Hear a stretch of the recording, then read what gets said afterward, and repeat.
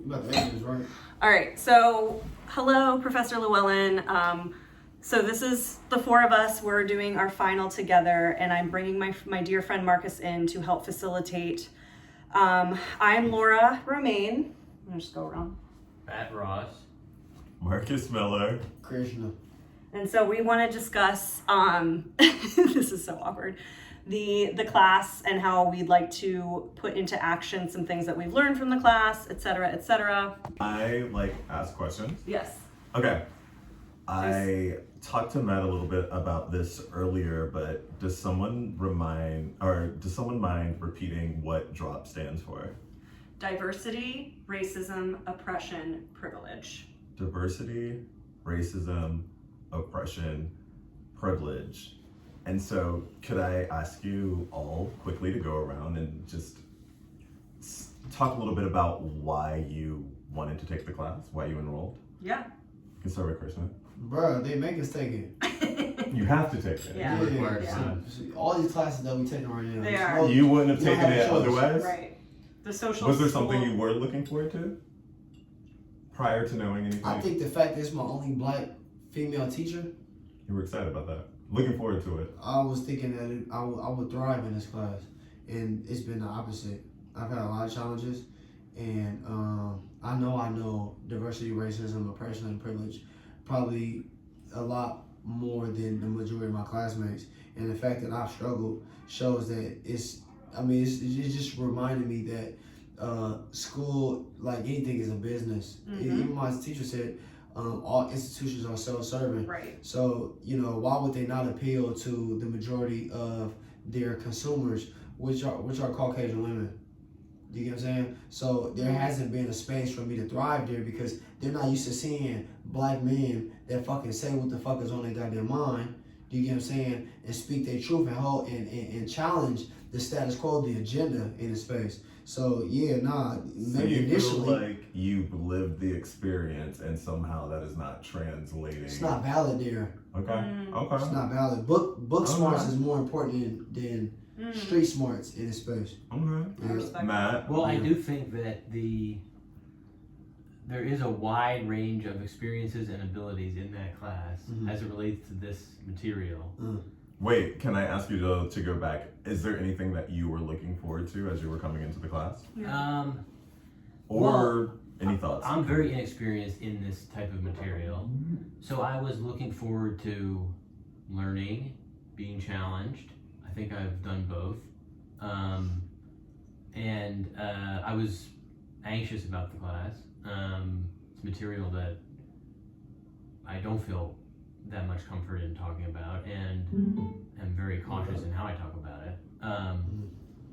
But to my point in reaction to what he said, that I think that there's a wide range of abilities and experience in the class, and I think that I can see Krishna's point that there's a lot of things being discussed or explored that, based on his experience, he doesn't need to explore. Whereas I feel the majority of the things are stuff that I need to explore and aren't a waste of time. I think some of the way the discussion is handled could be better, but so I think maybe he and I shouldn't be in the same class, in how we approach this. Yes, you were telling me this earlier. We'll talk strengths and weaknesses in a minute, but Laura, Time out before you get to Laura. It's not that we shouldn't be in the same class, it's that we should be able to share. And the problem is there isn't cross-pollination. It's very top-down, and the cross-pollination is very fucking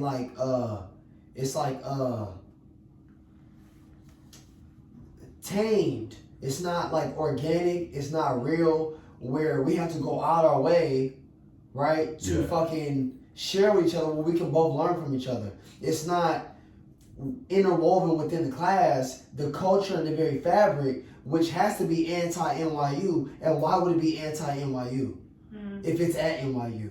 And that's the problem. But you feel like your feedback wasn't solicited. It's not just not solicited, it's not appreciated, it's not cultivated, and it's not marinated so it can even be received. Is that a critique on the class or NYU? It's both. So you have to be willing to challenge the status quo in order to even have a good drop class. And this class has not been anti-agenda. It's been very pro-agenda. It's been very PC, and it hasn't held space for a marginalized. I'm a fucking unicorn. I'm a black man and fucking social welfare at NYU, and I'm not being heard in class. That's crazy. That is That's what I'm crazy. saying. That is crazy, Laura. Valid. Yeah, so the thing I was looking forward to, messy dialogue. I mean, again, I continue with the sharing of the 15 traits of white supremacy, of anti-conflict being one of them, right? Because when we keep sweeping shit under the rug, war breaks out, presidents like Trump get elected, and everything goes to, everything's on fire, right? Mm-hmm. So I do think this class represents to me something that I really firmly believe in, which is conversation. And sometimes with conversation, you're gonna butt heads, you're gonna get people to cry, you're gonna hurt feelings, but that is what moves the needle. You have to talk to people who don't come from the same background as you. You have to talk to people who don't look like you. Yeah. And I think that is how you learn and how you grow. And the other thing I wanted to point out that Professor Dr. Llewellyn does address in the class, that I really always try to remind myself, we should all be in this for collective liberation. She always does remind us in class, like, collective liberation is why she's in this. That's what I want for every fucking human being in the fucking world. I would love for that day to come, but you can't get there without going through a few bumps in the road. Sure. I've heard a little bit about both Matt and Krishna's experience in the class. Laura, can you share a little bit about your experience in the class? Absolutely. So I think I've been pretty PG, minus all the F-bombs. I definitely throw those out, I think, also in the class sometimes. I'm of the older folks in the classroom. There's a lot of young 20-year-olds in the class. Mm-hmm. And so I've done some work on my own.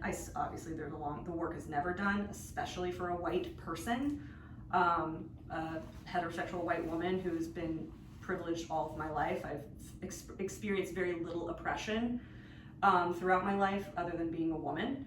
But the question was what I've learned. Right? No, the question was just to share about your experience. I've heard about the fellas and their experiences in the class. My experience is that I see the classroom is very, it's divided.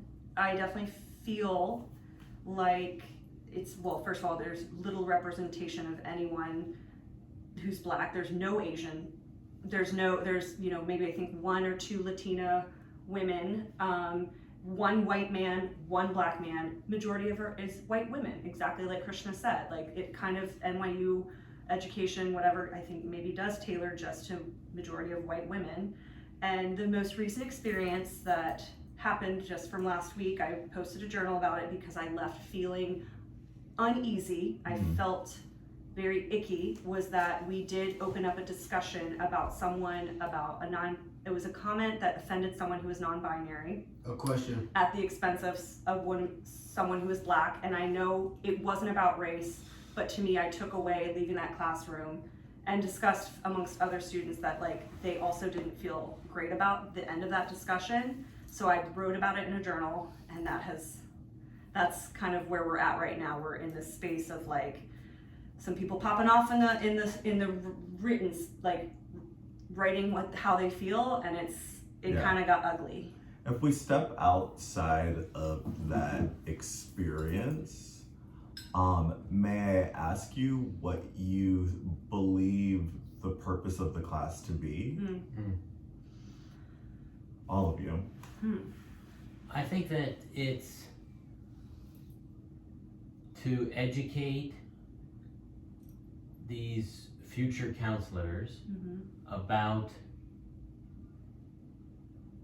awareness of privileges, different populations' perspectives, how to have difficult conversations, how to listen.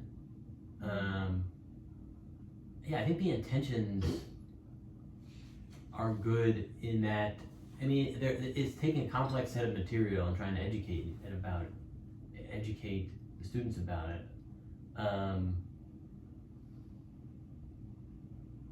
But maybe it's so jarring because it is so challenging to have that So discussion. nuanced. Yeah. I mean, we clearly each have strong feelings about it, and maybe that's what it's supposed to be doing. Very complex stuff to be talking 100%. about. Yeah. You couldn't size it up in a one size fits all for everyone. Well, and learning about like critical consciousness, like as a white person, like really having to learn how to have cultural humility. And these are terms we're learning in the readings, right? And double consciousness, standpoint theory, critical race theory. There's a lot of great content that comes out of this class, I will say. She posted, Right. Dr. Llewellyn posted a video with Alok, who is trans, last week that I love, and you know, there's a lot of good content that I will take away, and I'll continue probably to save for future social work, right? Like to reference with clients. I think the Prisms did some great readings. Yeah. I think the discussion is challenging, and I think it's gone off the rails sometimes, and I think maybe that's what it's supposed to do. Krishna? Bro, this some bullshit. Why? Bro, it's not real. How so? Well, the This shit is discussion not, portion. Bro, look, this shit is not in your head, it's in your heart. I don't give a fuck if you know how to say everything the right way, bro. Mm-hmm. This shit teaches you to say shit, and it's not, you're not really dealing with your issues. That's why when we talked about who we talking about, the concept is, nigga, you need therapy. Not like how to fucking say shit. This is the thing I learned, because we all animals in one way or another. You feel me? It's like, what you've done has worked for you up until this point. So why the fuck would somebody do something different that's been effective for them? I don't think motherfuckers is as racist as they make it seem. I think that racism obviously has been an Achilles heel for a lot of black and brown people. So it's a scab to pick at. But I've met a lot of people who on the surface seem fucking racist, and when you go deep down, they fucking love motherfucking niggas. You get what I'm saying? So what I'm saying is, you feel me?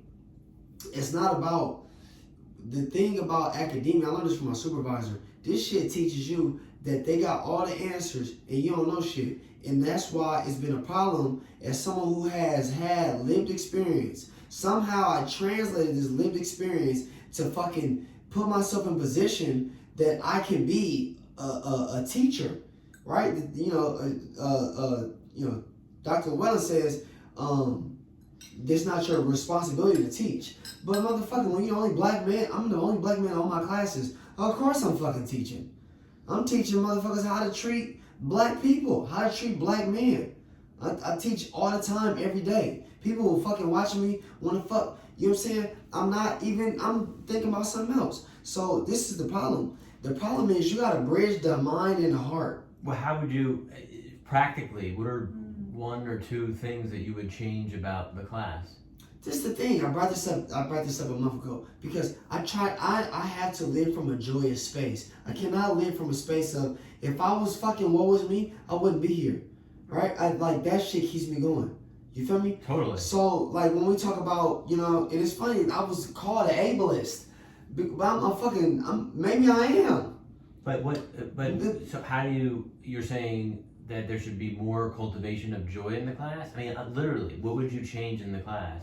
Or would you do away with it entirely? I mean, you don't have a... Wait. Man. Let that question exist. What You would you change cannot- about the class? You cannot read without seeing reality. It's too much fucking reading. Well, yeah. It's too much reading. It's too much thinking. It's not enough knowing. Doesn't that have to start with the reading? No. But for Time out. Hold on. We're therapists. Most people are becoming private practice. You need to be reflecting, and not just reflecting. You need to be reflecting on your own life. Right. What is it that's triggering you about someone saying such and such? That should be where the fucking source is. That's the juice. Not fucking, hold on, you can't say things that offend people. Because people are going to say shit that offends people. Why? The goal is to not be offended and to discover what is offending you so you can fucking ameliorate and heal that shit. Because the world, to your point that you said last week, you're going to be offended out here and no one's going to give a fuck. So how can I do that work, that healing, so that I go into the space and I can still, even when someone's fucking saying slurs at me, I can still find a way to hold space so I can promote healing in the community. But doesn't reading give people I'm a not knocking level healing. set? I'm not knocking healing. No, not healing, but reading. I mean, like, reading. Yeah, Not yeah. Like, reading. doesn't that level set folks so that we're speaking from the same vernacular, we're speaking from the same language, so that for those who haven't been exposed, it gives them something to think about? I'm not saying reading is bad. I think when you lean on your left brain, you're not utilizing your emotion, your empathy, your care, which is what social welfare should be grounded I don't in. disagree, but then how do you introduce more rigor around that, the feeling and emotion? Like, dude, we held meditation in class. Yeah. Well, but I mean, maybe. I mean, there's a lot of what you're talking about. It requires one-on-one work, which I'm not sure the school's equipped to give that. I'm talking pedagogy. Bro. What do you It's mean a by pedagogical problem with this like very fucking linear way of approaching like these issues that doesn't take any like when I came into class, like that was my like Matt. I listened when you said, "Oh, I hold meditation." Remember I said, "Oh, we can hold meditation." Remember I said that shit? Yeah. And then when the nigga was like, "Oh, we trying to have a group of shit," I was like, "Nigga, you gonna do this meditation shit?"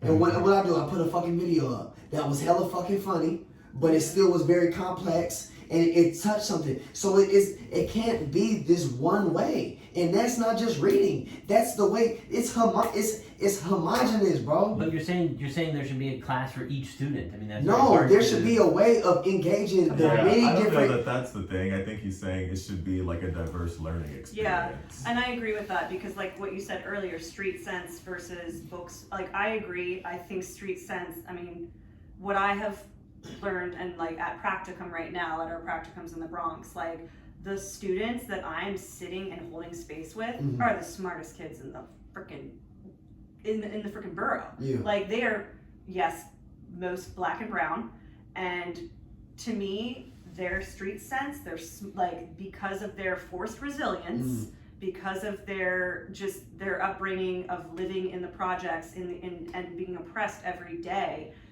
brings them that double consciousness, right? Like they're the smartest in the school or just compared to someone who has been spoon-fed, right? Or so I agree with you, but I think it's a combo. I think it's a combination of the readings, lived experiences, like all of us have to coexist.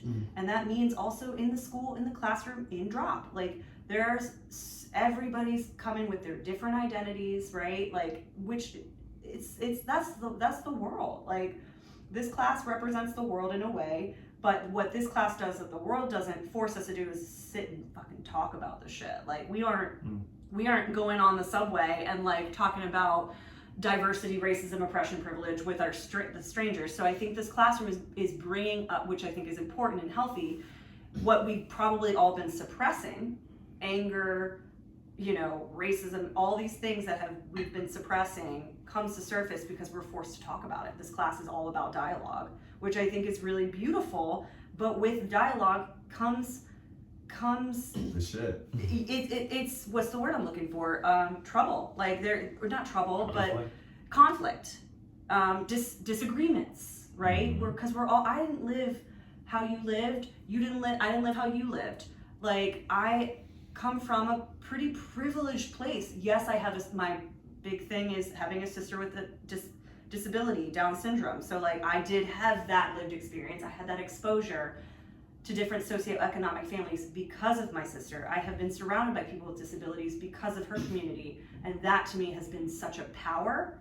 And so I love talking about like ableism. Like I'm able, like I definitely have my own like thoughts, right, and biases, but I do think this class is. I think if we're all about to be social workers, therapists, like this is important. We have to understand that America is built on a racial contract. Like this country was stolen from indigenous people. I mean that's been very educational for me. Yes, it's all reading. I mean I don't know that I've gotten. Well, I have gotten some things out of the classroom work, but but I've never read this kind of material, Mm-hmm. so I feel like the reading has been helpful. And It's enlightening. but it's you're right. It's very one side of the brain and one side of learning. Yeah. You know, there's I would say the biggest takeaway from the class for me, which is also the challenge of the class about the conflict and speaking. It's taught me a better ability to listen and not speak. That's a great point. And I don't speak that much in the class. I don't feel like I have that much to say often, but I also feel like I don't want to put my foot in my mouth. But I've definitely been very frustrated by some of the comments that people have made. And I just see it, this is me learning how to not to respond. Mm-hmm. To sit with the reaction. Well, why shouldn't you respond? I agree. I think you should. You should. I'm not saying, maybe I should be responding more, but I think that there is. Why should you respond to last week? Yeah, no, Who the look. fuck wants to respond? Yeah. Yeah. No, I think early on, as we've discussed, Krisna and I had an incident with a classmate that that experience made me feel, I felt like I did something wrong. On the defense. Yeah, and I should be more careful with how I speak. But even leading up to that, with less experience in this matter, but I don't see that as a bad thing. I see it like. Well, it sounds like what you're alluding to is that it is not safe for everyone to speak. I don't feel like it's unsafe for me. I just feel like. For you. I feel like this is a good time for me to learn by listening. But what pushes the fuck we're doing now? Well, I do think we also need to talk about how things that we do, maybe like some positives, right? What is there anything we enjoy from the class? The readings, it sounds like for you, but like, what do we also want to bring out into the real world from this class? Yes, which I think is the center of of the point of this exercise. Yeah. What's your highlight of the class? Oh my god! Don't fucking put my highlight is playing Bernie Mac in fucking class. All right. Giving us a meditation, So a self-care. motherfucker that not used to that shit. Yeah. Well, you and I used that presentation opportunity to talk about things that were close to us. It feels like some of the other presentations there, it's a little more factual and super factual. And so I mean, it's not. We're the only ones standing out. Campaigning. What? Sounds like y'all were campaigning. They made the whole class do a meditation. It was lovely. Yeah, meditation, presentation. visualization. But the readings of that week were about self-care and like the resisting the capitalism the patriarchy that we live in. Yeah. Well, the patriarchy still does exist. I do agree. No, but me and fucking Matt are not. Well, as the two men in the class. in what you guys have questioned my lens of listening and patience by saying that I've been curbed from speaking by the class, but I think that one of the things I would take away from this class is this ability to not speak, to listen, and to I think that is a skill, and you're rolling your eyes, and I think it's also that's what they want. Yeah, I'm not someone who shies away from talking, and I think that I'm often someone who puts my foot in my mouth, and I think that Matt, that talking about sensitive material. We have the same experience. Why do we both have the same experience?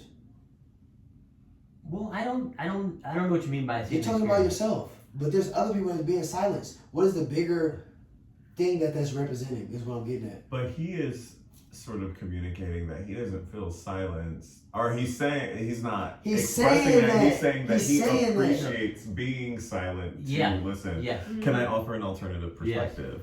Yes. One would hope that you would come out of a class titled "Drop" with the tools and the skills to engage in the critical conversations that can sort of advance progress. But what you're saying is, in this space, you did not gain tools to engage, you've just learned how to passively receive. No, I don't think passively. I think it's active receiving. And I think it's also, I think when you're when you're going to be a counselor, there's Will you be able to then speak to these experiences? Right. But it doesn't sound like that's what's happening in class. we've been doing this for 9 weeks. I mean, I'm not going to get the ability to talk to a group of low-income black kids, if after 9 weeks.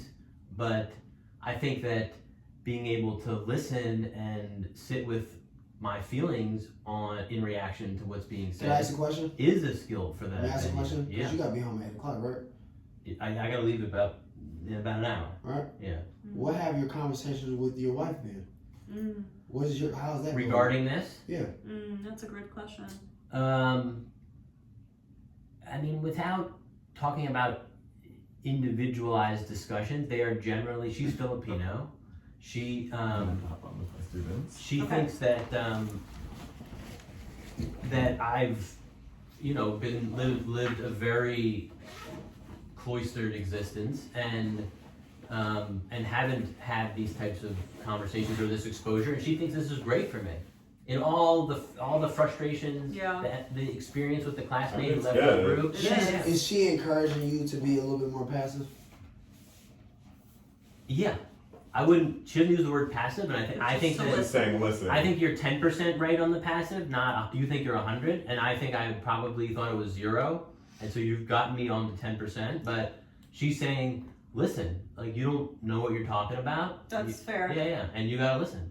That's fair. I didn't, you have a right to not feel the need to listen and learn because you've lived a very different experience. What are your responses? So I, as a white woman, came into this classroom ready to learn the language, like knowing the critical race theory, all these things. I was ready to absorb that so I could use that in my practice in social work moving forward. Also understanding my own biases, learning how to be culturally humble. Humble. And so like Cultural humility. I appreciate this class because I was ready to learn, read, and understand more because I went to India last year and I hired a therapist who, a black woman who specializes in white supremacy. And like I did a lot of somatic work after experiencing my whiteness, walking around India being like really fucking uncomfortable as a privileged white person in denial of my privilege. So I have done this work for a bit of time now, and I have friends who have lovingly called me out on things. And so the work is never over. The work is never done as a white person. We have to continuously go outside of our comfort zone and challenge spaces that are going to pigeonhole black and brown people. We have to speak up. We cannot stay complicit. You know what you're saying? What? Our voices have been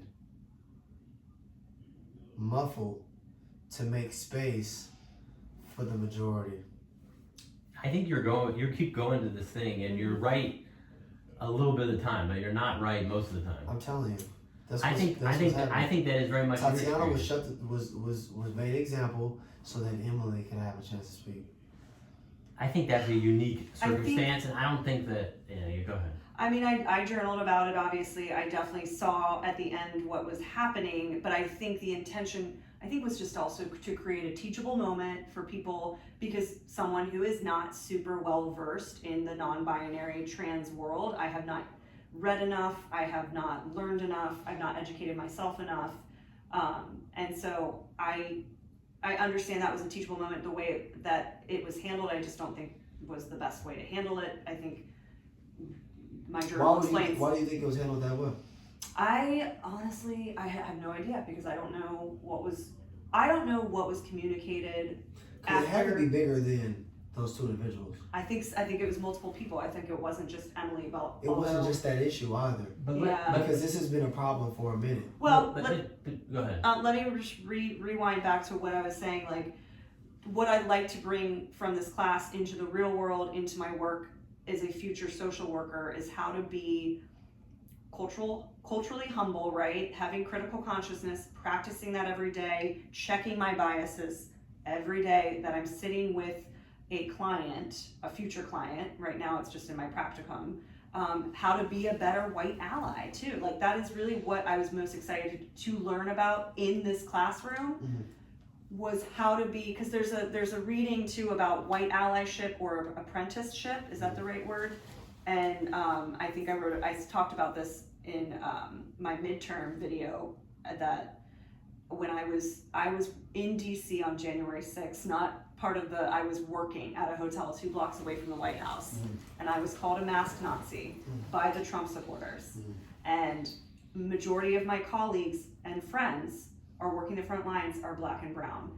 And again, it's like this anger that comes up, that my best friend Luca was with me that day. He and I spent the night at the hotel that night on January 6th because I did not want to leave my friends, like, working at the hotel. They had to work. They had to, my guy Aubrey, like, he has family.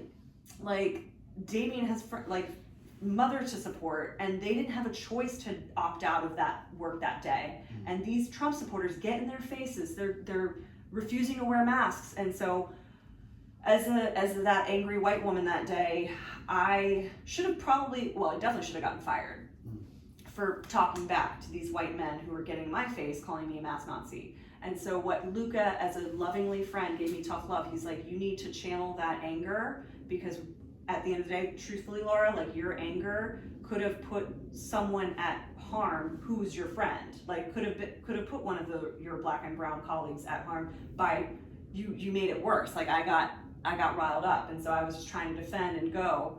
So from that's a lived experience I've had, right?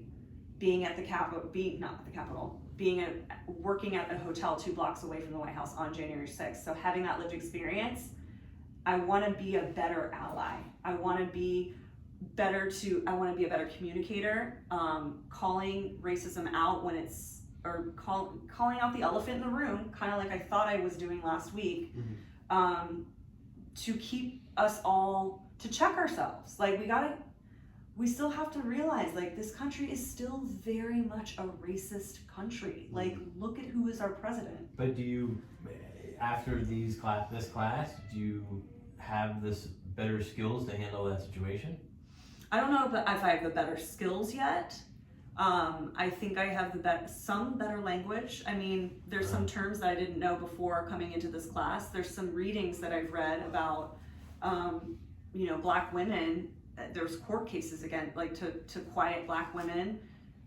One of the readings that is in the drop class that I read about. I mean, there are factual knowledge that I can use now to back up if anyone challenges the fact that we don't live in a racist America. Why is that even a thing? What? Is like what we're getting at. The fact that this is exactly what we're talking about.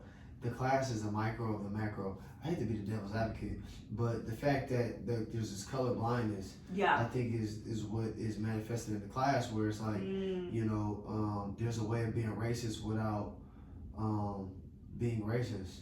You get what I'm saying? I think what happened last week was obviously, if to act like race has nothing to do with it, who's able to speak and who gets silenced. I think it just goes to show, like, what the multifacets that we have to engage with if we are going to hold space. Because I think if we learn anything from this class, is that we are all facilitators of whatever space and communities that we hold, so that people can deal with their own shit. But if you don't deal with your shit, then how can you? Absolutely. That's what therapy means. I agree. Deal with your shit. Look in the mirror, right? Yeah, right? For sure. We all have to practice that mirror work, right? And we all have to really, really understand our own identities and, like, be able to name white supremacy in ourselves. Like, that's what I had to do with my therapist. Imagine how difficult that is. It's not easy work, but it's worth it. It wasn't easy for you. See, that's easy for me in this class. Well, right? You have a different experience. But what's your praxis coming out of this class? This is my point, though, right? This is a lot of people's India. This is a lot of people's India. So it's easy to say, you're triggering me, you're causing me harm. Yeah. Because for the first time, Yeah. You're being called out in a very subtle way. So there's no space for me to deal with my shit in this class, because you have folks whose shit is so buried and they're in just privilege, and they're just waking up. And they're just having to be forced to be like, if you're actually going to be a good therapist. So it's easy to project that upon someone who doesn't want to watch this video or doesn't want to do that reading. But it's more about, because I know this is the thing. This is what I was saying, right?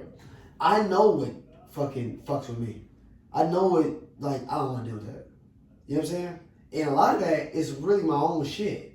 It's not nobody else. But I'm versed enough in myself to know that it's coming from me. I'm not projecting that on another person and causing harm.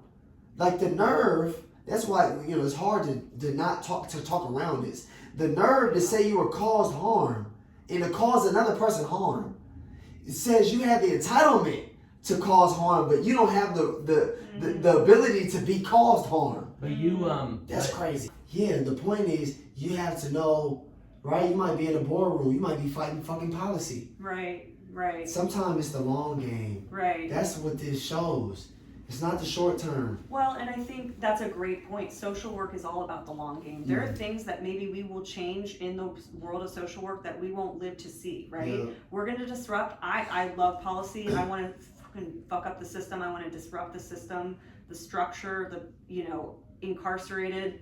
Like, there's so much change that I want to leave behind before I die, that I think that's the point of us going into the profession of social work. We want to make a change for the better.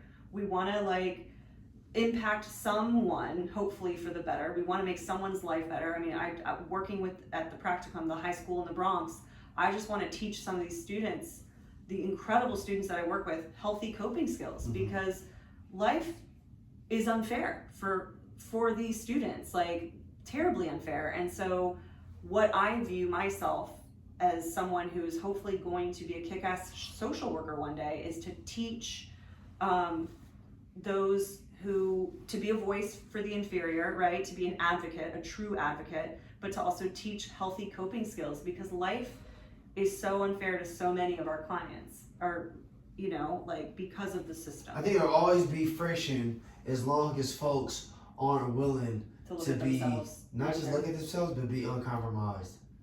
Fair You get what I'm point. saying? Yeah. Like me, that's what I'm saying. Let's not get sidetracked here. I think there's one really important question that I would like to ask all of us. Yeah.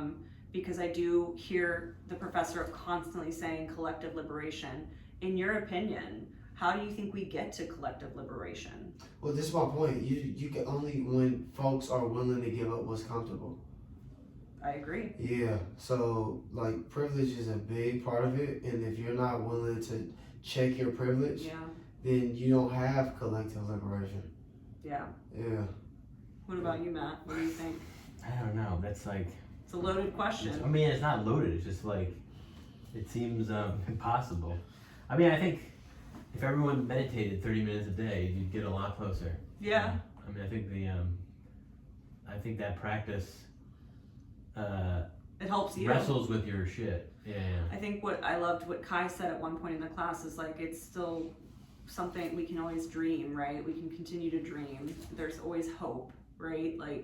I was checked last year when we hosted our first Chat and Chew, actually, by a gay black guy as we're sitting in a winery in Harlem, because I think Trump was about to get elected again, and I said I've lost all hope, and he was like, look, if we're sitting here as a black gay man sitting in a winery in Harlem, there's still hope. Yeah. The fact that Harlem was where it was years and years, however many years ago, back in the 60s, 50s, and we're sitting here comfortably in a fucking Harlem winery, we can move the needle. We can continue to push forward. We can continue to disrupt. This class is just a tiny little dot, right, on our journey as becoming kick-ass social workers. So I think I like what you're saying is continuously, it's always work to look at ourselves in the mirror, to look at our own shit. Yeah, for It's sure. work. Yeah. It's uncomfortable. It's not fun. That's why therapy is so hard for ourselves. But I think it's so important. If we can't help anyone else until we help ourselves. So continue, and then always continuing to educate ourselves, reading books by Palestinian authors, reading books by Black and Brown. For me as a white ally, I find myself I need to be purchasing from Black business owners. Like, there's so many things that I can do, and I'm only speaking for myself. As an apprentice or a white ally, like, what I want to continue doing moving forward is financially, if I can ever help financially, donating money to the organizations that are helping. There's an organization called Darkness Rising in New York and North Carolina that give mental health resources to Black and brown communities. It's a beautiful organization. Carlita is the CEO.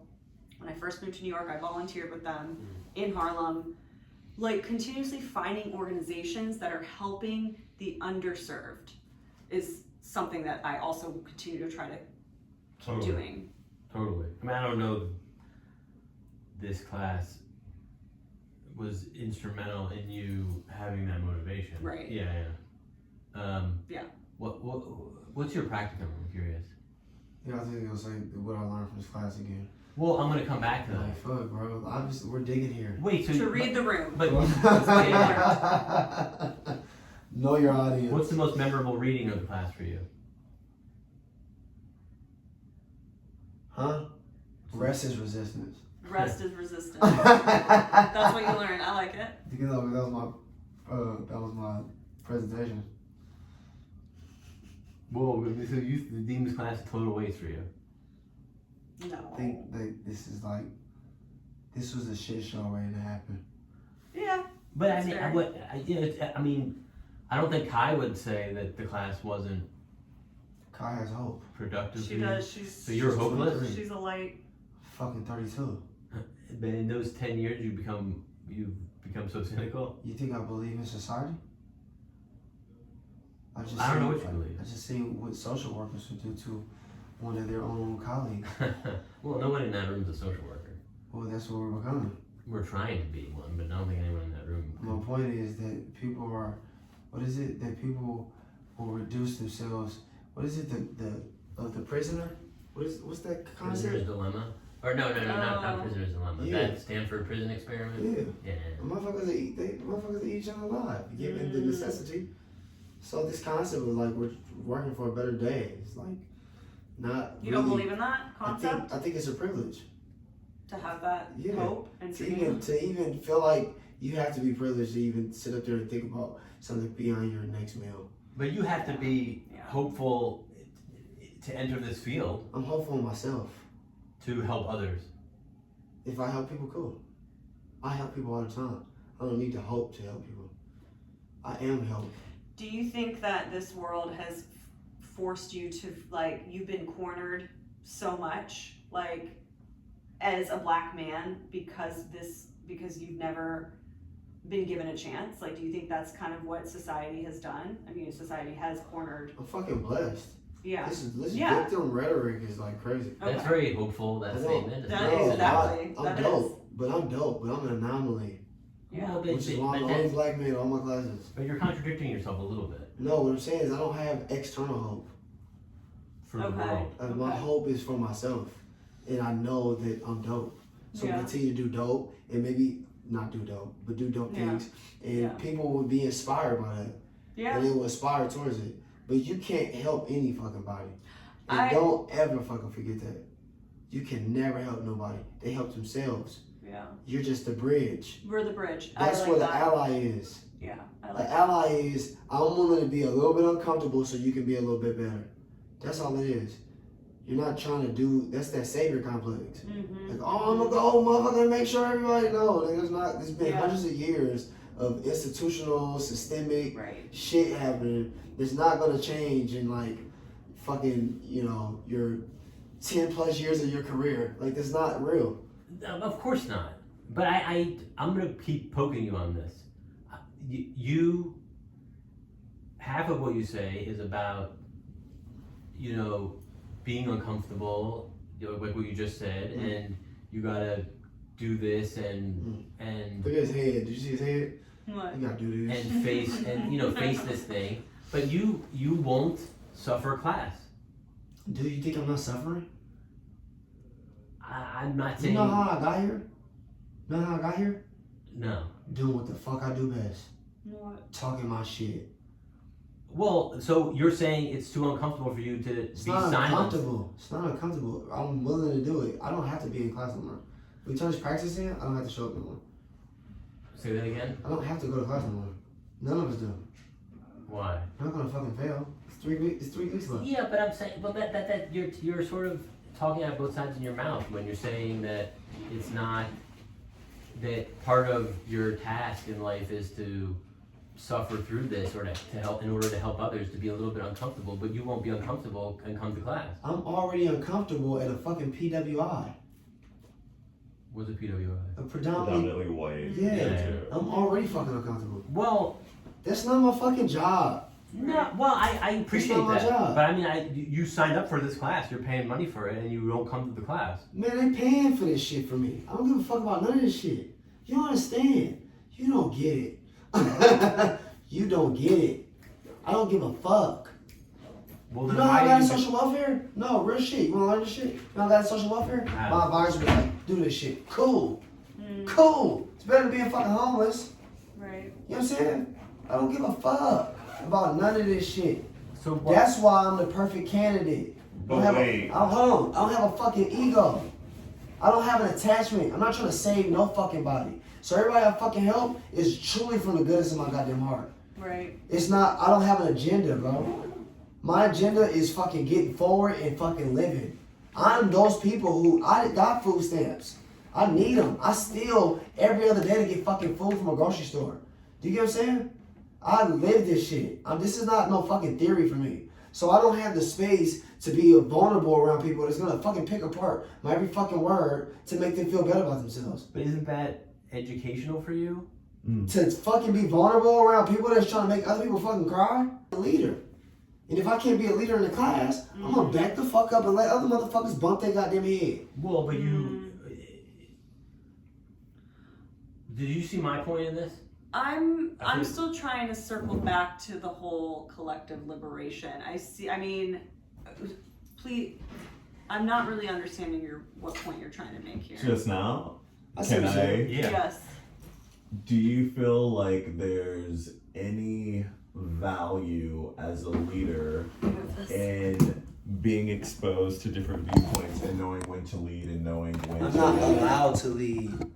But does a leader always need to be in the front? It's not about being in front. I'm not accepted for being in class because I'm a male and I'm black to my colleagues who don't accept me, who are not listening.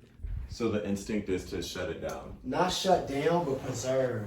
But isn't that a good teaching moment for you? And what could I'm be the fucking learning. lesson? I'm learning. What could be the lesson? Mm-hmm. I mean, who knows? Maybe you need to go be an educator to mid-20s white women. Maybe that's and maybe that's where you're being tested Well- so much by this that. But It might be your a place to lean in. yeah, your reaction is It's a to leave blind class. spot. You just leave class most of the time, which I don't blame you. But I question whether or not that's You think I'm shutting down? yes. I think I'm you're not quitting a shutting little down. bit No. You know what happens when I leave? I process. because you feel. Because it's a fucking lot to be in a space where I'm hated just to be there. How do you process? I mean, I process by I taking time, taking space, regathering, recentering. The other day I could have left. My takeaway?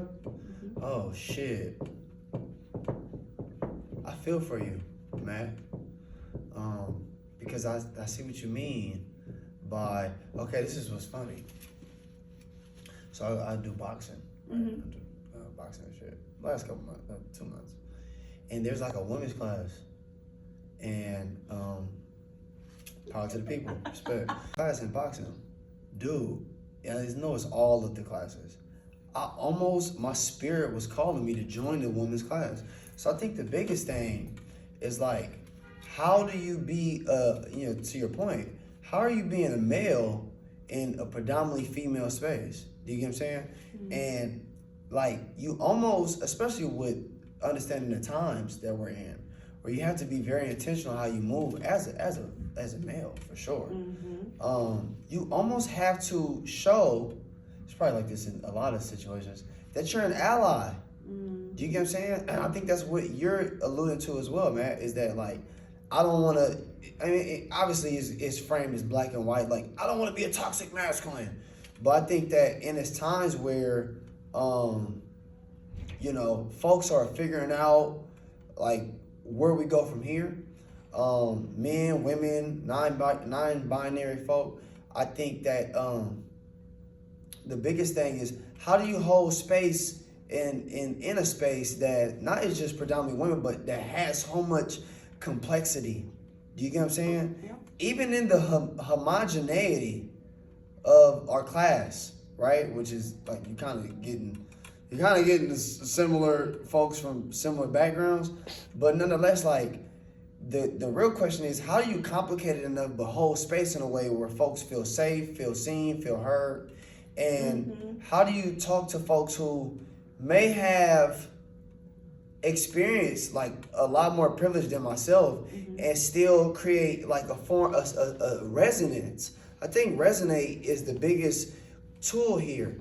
And as my teacher talked about today with my teacher talking about Tiffany, Professor Llewellyn. it's about friendship, a relationship. It's about, so I think that what were we just talking about? Collective liberation. No, but before that, it's like, my point is that the skill that, because I want to have private practice, I want to like run my own thing, and the real skill is like how holding space to hear other people's shit, whether they're fucking right or wrong. Okay. And right or wrong is really perspective, because everyone's right from their own perspective. So I think that I've learned, even though it's like, how do you hold space for other people's truths while complicating it enough with your own?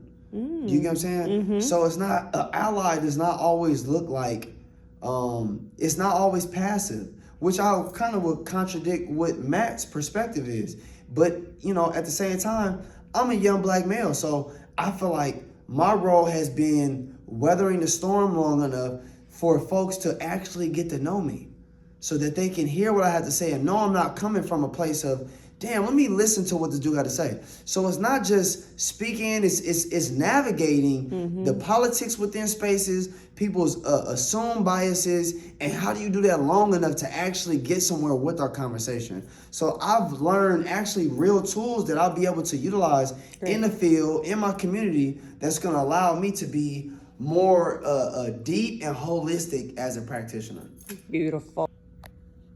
So I was really looking forward to drop this semester, entering into social work, because I've done some work personally with, when it comes to white supremacy. I actually had a therapist who helped me like kind of decondition the white supremacist within me.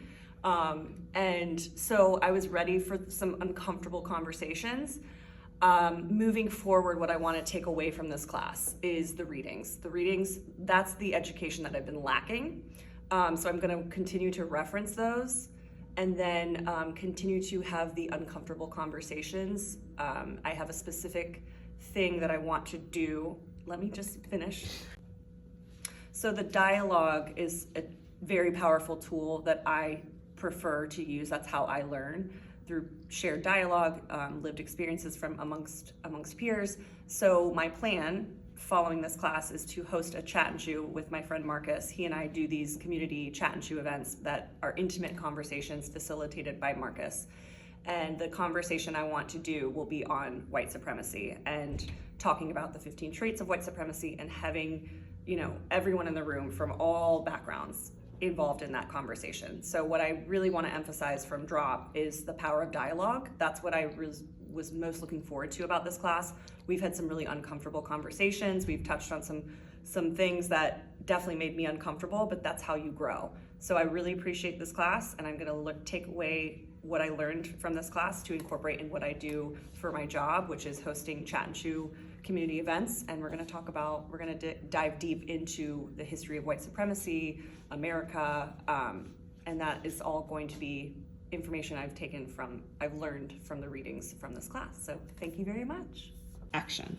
This semester's drop class has been a period of great growth for me, getting out of my comfort zone and talking about uncomfortable but meaningful topics. As the oldest person in the room, one of only 2 men, it's also been a great learning experience to sit back and listen to strong, vocal young women. Going forward, I feel equipped to have these difficult conversations, and to know the awareness and mindfulness to know when to shut up and listen. I love that.